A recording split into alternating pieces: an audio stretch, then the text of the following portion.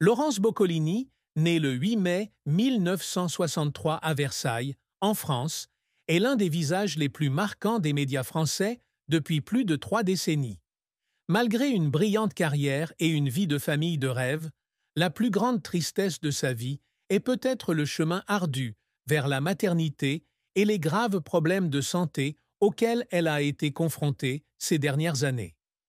Avant d'accueillir leur fille Willow, le 25 novembre 2013, Laurence avait parcouru un long chemin avec 5 tentatives infructueuses de fécondation in vitro, FIV. Dans le livre « Puisque les cigognes ont perdu mon adresse », paru en 2008, elle partage sa profonde douleur face à l'infertilité, ce sentiment d'impuissance lorsque son corps ne parvient pas à satisfaire son désir le plus fort, devenir mère. Durant ces années, elle a vécu dans le désespoir, se demandant quel était le sens de la vie si elle ne pouvait pas avoir d'enfant. Cette tristesse n'est pas seulement une perte personnelle, mais aussi une bataille mentale où elle doit faire face à la pression sociale et aux attentes envers elle-même. Par ailleurs, une autre tristesse récente a bouleversé la vie de Laurence, la maladie rare dont elle a rendu publique la maladie en 2025. Dans une interview accordée à Télé 7 jours, elle a révélé qu'elle souffrait d'une tumeur à l'oreille, paragangliome intratympanique, une forme rare et inopérable de cancer. La maladie menace non seulement sa santé, mais la confronte également à la fragilité de la vie, surtout à 61 ans. Cette tristesse s'accentue lorsqu'elle pense à sa fille Willow, aujourd'hui âgée de 11 ans, et à la peur de ne pas pouvoir être avec elle assez longtemps pour la voir grandir. D'autres pertes personnelles, comme la mort de sa meilleure amie en 2022, ont également contribué à l'épaisse couche de dépression dans son âme. Laurence a écrit un jour sur Instagram « Le temps est un tueur, et l'amour aussi.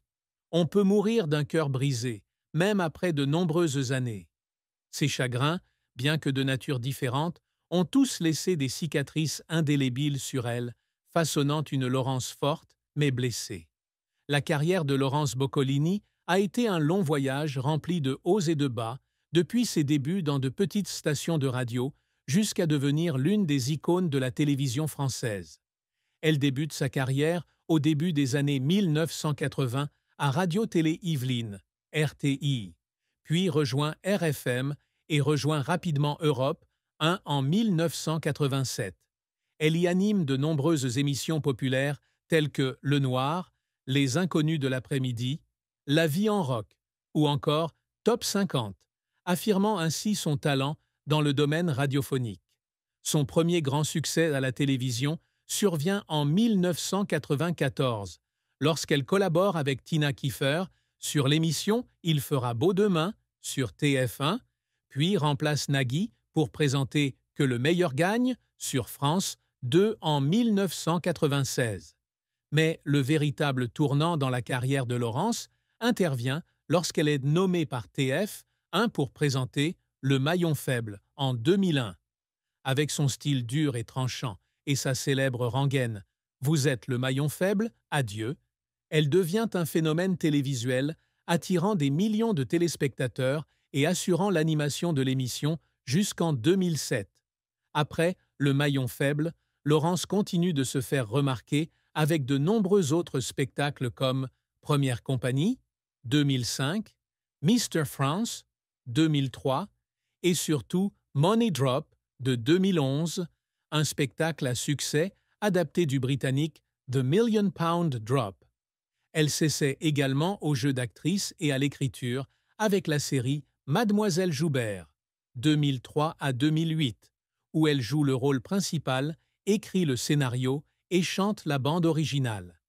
Depuis 2020, elle revient sur France 2 avec Les enfants de la télé et Mots de passe, continuant d'affirmer sa position dans le monde du divertissement. Ses succès lui ont non seulement apporté la renommée, mais ont également démontré la polyvalence et la capacité d'adaptation de Laurence dans un secteur concurrentiel. Cependant, sa carrière n'a pas été sans revers et défis. Un échec mémorable fut l'émission Dance Floor, Quel est le meilleur spectacle? Sur TF1 en 2008, diffusée seulement 2 semaines avant d'être annulée faute d'intérêt du public. En 2018, elle revient sur Europe 1 avec Plan B. Mais après seulement une semaine, l'émission doit changer de format et elle finit par quitter la station après 4 mois, une décision qui la laisse profondément déçue. Une autre fois, lorsqu'elle animait Tout le monde veut prendre sa place, en remplacement de Nagui en 2021, elle avait été critiquée pour son style d'animation différent, notamment assis au lieu de debout, ce qui lui avait valu une vague de protestations de la part du public fidèle de son prédécesseur. Ces échecs, même s'ils n'ont pas éclipsé sa carrière, ont été néanmoins déchirants, la forçant à affronter des doutes sur ses propres capacités. Les efforts qui ont fait pleurer Laurence résidaient probablement dans sa persévérance acharnée à surmonter les préjugés et la pression. En tant que femme dans l'industrie des médias, elle a souvent été confrontée à des critiques sur son apparence, notamment lorsqu'elle souffrait de polyarthrite rhumatoïde, qui lui a fait prendre du poids au fil des ans.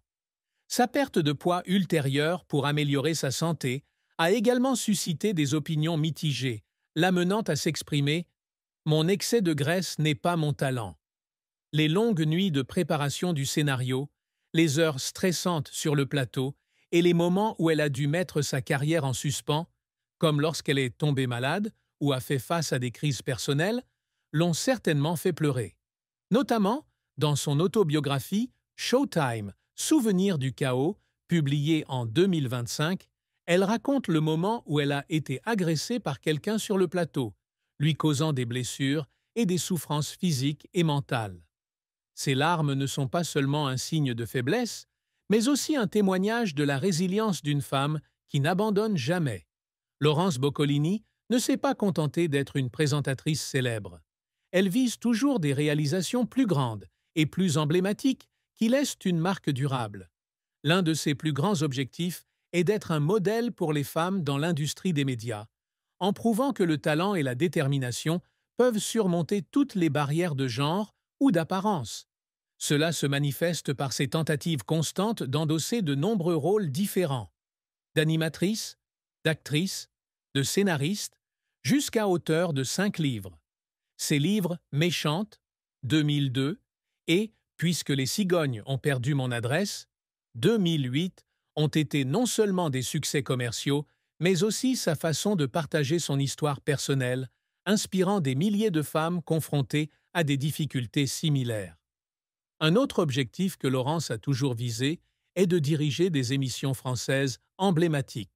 Sa sélection pour reprendre Les enfants de la télé de Laurent Ruquier en 2023 et animer son émission du 30e anniversaire le 23 novembre 2024 en témoigne.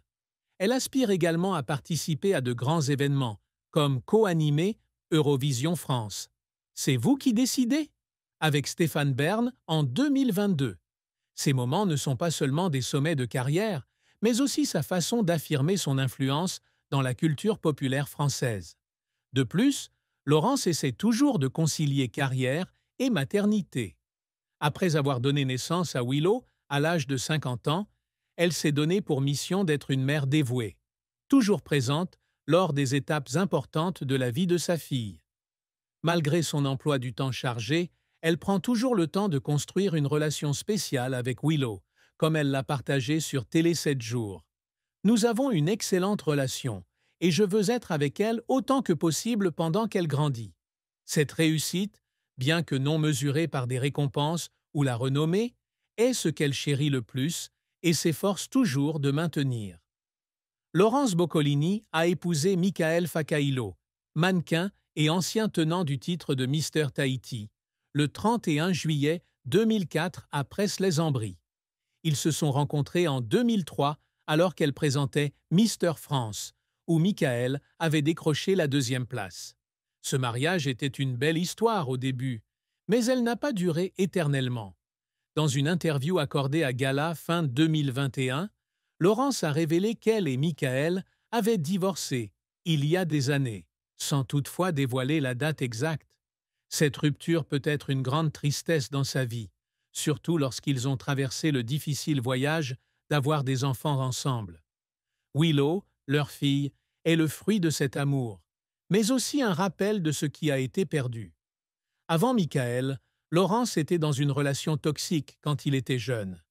Dans une interview accordée à Télé 7 jours en 2025, elle racontait avoir été piégée dans une relation avec un homme qui l'a blessée alors qu'elle avait environ 30 ans. Je n'ai pas fixé de limite à temps, dit-elle, et même si je n'ai pas été aussi gravement maltraitée que beaucoup d'autres femmes, j'ai quand même dû trouver le courage de le couper de ma vie. La tristesse de cette relation n'est pas seulement une blessure personnelle, mais aussi une leçon d'autoprotection, quelque chose qu'elle enseigne toujours à sa fille plus tard. Malgré son divorce et ses chagrins d'amour, Laurence semble désormais satisfaite de sa vie de mère célibataire. Elle garde sa vie privée et n'a aucune information sur sa nouvelle relation, se concentrant sur sa carrière et sa fille.